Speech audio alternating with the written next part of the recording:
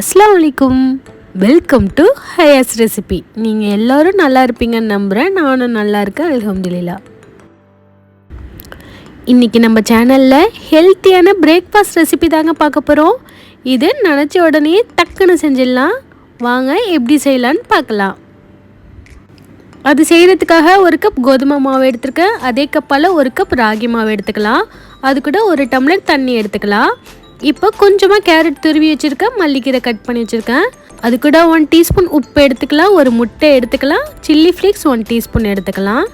இப்போ நம்ம எடுத்து வச்சுருந்த மாவு எல்லாத்தையும் இதை மாதிரி ஒரு பவுலில் ஆட் பண்ணிக்கோங்க. அது கூட எடுத்து வச்சுருந்த முட்டையும் உடச்சி ஊற்றிக்கலாம். இதை இப்போது நம்ம தண்ணியை ஊற்றி நல்லா கட்டி இல்லாமல் கலந்து எடுத்துக்கலாம்.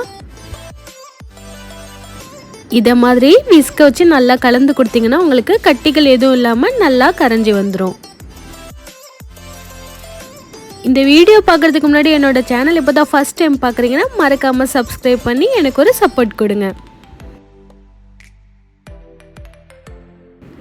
இதை மாதிரி கட்டி இல்லாமல் நல்லா கரைச்சி எடுத்ததுக்கப்புறமா இது கொஞ்சம் ஸ்டிக்கியாக தெரியுது பாருங்கள். இந்த டைமில் இன்னும் கொஞ்சம் தண்ணி ஆட் பண்ணி நல்லா தண்ணியாக கரைச்சி எடுத்துக்கலாம். இப்போது இன்னொரு 1/2 கப் தண்ணி ஊற்றி நல்லா கலந்து எடுத்துக்கலாம். இதை மாதிரி நல்லா கலந்ததுக்கப்புறமா இப்போ நம்ம எடுத்து வச்சுருந்த சில்லி ஃப்ளேக்ஸ் ஆட் பண்ணிக்கலாம். அது கூட கட் பண்ணி வச்சுருந்த மல்லிக்கீரையும் துருவி வச்சுருந்த கேரட்டையும் ஆட் பண்ணி நல்லா கலந்து எடுத்துக்கலாம். எல்லாம் நல்லா கலந்ததுக்கப்புறமா மாவு இந்த கன்சிஸ்டன்சியில் இருக்கணுங்க. ரொம்ப திக்காகவும் இல்லாமல் தண்ணியாக இல்லாமல் இந்த மாதிரி இருந்தால் கரெக்டாக இருக்கும். இப்போ ஒரு பவுல் எடுத்து அதில் 3 முட்டையை உடச்சி எடுத்துக்கலாம். இப்போ இந்த முட்டையை பிளெயினாக விடாமல் அது கூட கொஞ்சமாக மிளகாய் தூள், பெப்பர், மஞ்சள் தூள், உப்பு எல்லாம் ஆட் பண்ணி ஒரு விஸ்க வச்சு நல்லா இதை மாதிரி கலக்கி விட்டுக்கலாம்.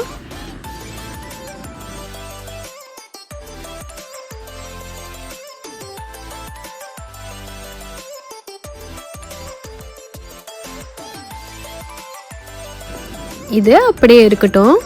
இப்போ நம்ம ஸ்டவ்வில் ஒரு பேன் வச்சுக்கலாம். அதில் கொஞ்சமாக ஆயில் ஊற்றி அதை ஃபுல்லாக இதே மாதிரி ப்ரஷ் பண்ணி விட்டுருங்க.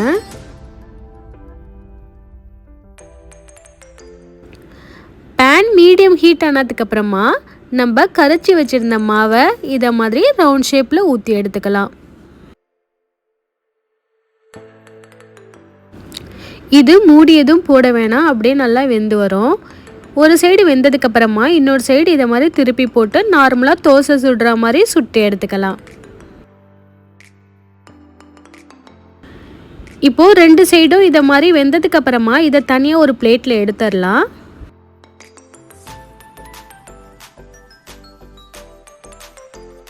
இப்போது அதே பேனில் இதை மாதிரி கொஞ்சமாக ஆயில் அப்ளை பண்ணிக்கோங்க. இப்போ நம்ம கலக்கி வச்சுருந்த முட்டையை இதை மாதிரி ஊற்றிக்கலாம். முட்டை வேகிறதுக்கு முன்னாடியே நம்ம ரெடி பண்ணி வச்சுருந்த தோசையை அதுக்கு மேலே அப்படியே போட்டுடலாம். நம்ம முட்டை வேகிறதுக்கு முன்னாடியே போட்டால் தாங்க நல்லா ஒட்டி வரும். அதனால் சட்டுன்னு போட்டுட்டு 2 சைடும் நம்ம திருப்பி போட்டு வேக வச்சு எடுக்க போகிறோம்.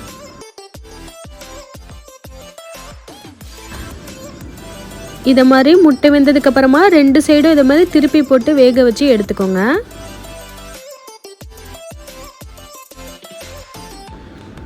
இப்போ நம்மளுக்கு 2 சைடும் நல்லா வெந்து வந்துடுச்சு. இது அப்படியே ஒரு பிளேட்டில் எடுத்து வச்சுக்கலாம்.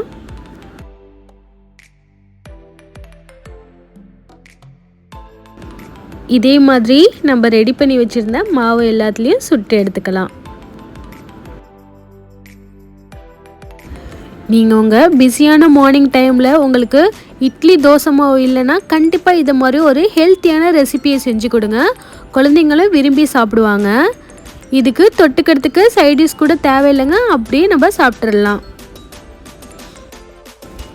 இதை மாதிரி நம்ம வேக வச்சுருந்த தோசையும் முட்டையும் இதை மாதிரி சுருட்டி எடுத்துட்டா நம்ம குழந்தைங்களும் விரும்பி சாப்பிட்ற மாதிரி ஈஸியான ஒரு பிரேக்ஃபாஸ்ட் ரெடி ஆகிடுச்சுங்க. கண்டிப்பாக எல்லோரும் ட்ரை பண்ணி பார்த்துட்டு எப்படி இருக்குன்னு எனக்கு கமெண்டில் சொல்லுங்கள். இப்போ உள்ள குழந்தைங்க எல்லாமே ஜங்க் ஃபுட்டையே அதிகம் விரும்புறதுனால நீங்கள் ஹெல்த்தி வெர்ஷனாக எப்படி செஞ்சு கொடுக்கலான்ட்டு வித்தியாசமாக யோசித்து நீங்களே இதை மாதிரி கண்டிப்பாக செஞ்சு கொடுங்க. நம்ம சேனலில் இது மாதிரி ஹெல்த்தியான பிரேக்ஃபாஸ்ட் வீடியோனா ரெகுலராக வந்துட்டு இருக்குங்க. மறக்காமல் செக் பண்ணி பார்த்து உங்களோட ஆதரவையும் கொடுங்க.